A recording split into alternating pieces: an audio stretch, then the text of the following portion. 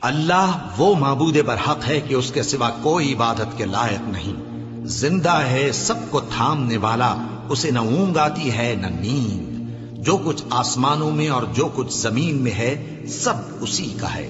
کون ہے کہ اس کی اجازت کے بغیر اس سے کسی کی سفارش کر سکے؟ جو کچھ لوگوں کے روبرو ہو رہا ہے اور جو کچھ ان کے پیچھے ہو چکا ہے اسے سب معلوم ہے، اور لوگ اس کی معلومات میں سے کسی چیز پر دسترس حاصل نہیں کر سکتے۔ ہاں، جس قدر وہ چاہتا ہے اسی قدر معلوم کرا دیتا ہے۔ اس کی بادشاہی اور علم آسمان اور زمین سب پر حاوی ہے، اور اسے ان کی حفاظت کچھ بھی دشوار نہیں۔ وہ بڑا عالی رتبہ ہے، جلیل القدر ہے۔ دین اسلام میں کوئی زبردستی نہیں ہے، ہدایت صاف طور پر ظاہر اور گمراہی سے الگ ہو چکی ہے۔ تو جو شخص بتوں سے اعتقاد نہ رکھے اور اللہ پر ایمان لائے، اس نے ایسی مضبوط رسی ہاتھ میں پکڑ لی ہے جو کبھی ٹوٹنے والی نہیں، اور اللہ سب کچھ سنتا ہے، سب کچھ جانتا ہے۔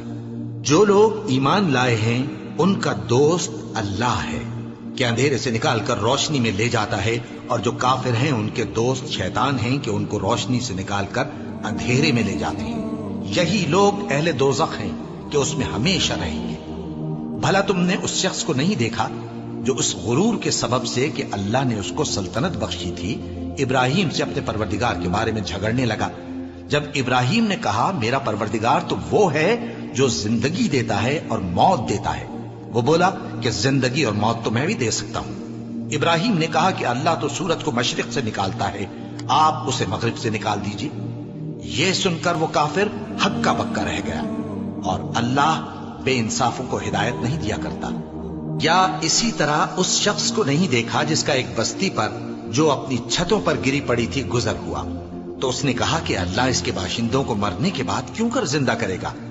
تو اللہ نے اس کی روح قبض کر لی اور 100 برس تک اس کو مردہ رکھا۔ پھر اس کو جلا اٹھایا اور پوچھا تم کتنا عرصہ مرے پڑے رہے ہو؟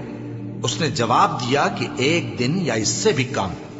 اللہ نے فرمایا نہیں بلکہ 100 برس مرے رہے ہو، اور اپنے کھانے پینے کی چیزوں کو دیکھو کہ اتنی مدت میں مطلق سڑی بسی نہیں، اور اپنے گدھے کو بھی دیکھو جو مرا پڑا ہے۔ غرض ان باتوں سے یہ ہے کہ ہم تم کو لوگوں کے لیے اپنی قدرت کی نشانی بنائیں۔ اور ہاں، گدھے کی ہڈیوں کو دیکھو کہ ہم ان کو کس طرح جوڑے دیتے اور ان پر کس طرح گوشت پوست چڑھائے دیتے ہیں۔ جب یہ واقعات اس کے مشاہدے میں آئے تو بول اٹھا کہ میں یقین کرتا ہوں کہ اللہ ہر چیز پر قادر ہے۔ اور جب ابراہیم نے اللہ سے عرض کیا کہ اے پروردگار مجھے دکھا کہ تو مردوں کو کیوں کر زندہ کرے گا، اللہ نے فرمایا کیا تم نے اس بات کا یقین نہیں کیا؟ انہوں نے کہا کیوں نہیں، لیکن میں دیکھنا اس لیے چاہتا ہوں کہ میرا دل اطمینان کامل حاصل کر لے۔ فرمایا کہ 4 پرندے لے لو، پھر ان کو اپنے سے ہلا لو اور ان کے ٹکڑے ٹکڑے کر دو، پھر ان کا ایک ایک ٹکڑا ہر ایک پہاڑ پر رکھ دو، پھر ان کو بلاؤ تو وہ تمہارے پاس دوڑتے چلے آئیں گے، اور جان رکھو کہ اللہ غالب ہے، صاحب حکمت ہے۔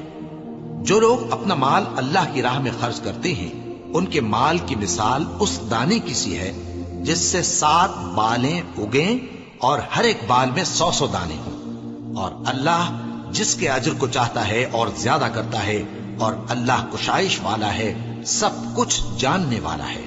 جو لوگ اپنا مال اللہ کے راستے میں صرف کرتے ہیں پھر اس کے بعد نہ اس خرچ کا کسی پر احسان رکھتے ہیں اور نہ کسی کو تکلیف دیتے ہیں، ان کا صلہ ان کے پروردگار کے پاس تیار ہے، اور قیامت کے روز نہ ان کو کچھ خوف ہوگا اور نہ وہ غمگین ہوں گے۔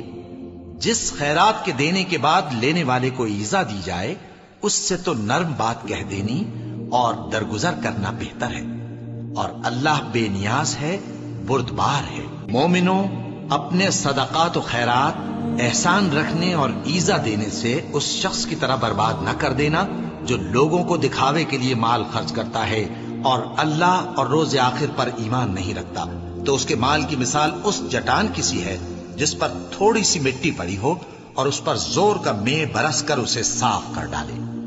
اسی طرح یہ ریاکار لوگ اپنے اعمال کا کچھ بھی صلہ حاصل نہیں کر سکیں گے، اور اللہ ایسے ناشکروں کو ہدایت نہیں دیا کرتا۔ اور جو لوگ اللہ کی خوشنودی حاصل کرنے کے لیے اور خلوص نیت سے اپنا مال خرچ کرتے ہیں ان کی مثال ایک باغ کی سی ہے جو اونچی جگہ پر واقع ہو، جب اس پر زور کا مے پڑے تو دگنا پھل لائے، پھر اگر مے نہ بھی پڑے تو خیر پھوار ہی صحیح، اور اللہ تمہارے کاموں کو دیکھ رہا ہے۔ بھلا تم میں کوئی یہ چاہتا ہے کہ اس کا کھجوروں اور انگوروں کا باغ ہو جس میں نہریں بہ رہی ہوں اور اس میں اس کے لیے ہر قسم کے میوے موجود ہوں، اور اسے بڑھاپا آ پکڑے اور اس کے ننھے ننھے بچے بھی ہوں، تو ناگہاں اس باغ پر آگ کا بھرا ہوا بگولا چلے، پس وہ جل جائے۔ اس طرح اللہ تم سے اپنی آیتیں کھول کھول کر بیان فرماتا ہے تاکہ تم سوچو اور سمجھو۔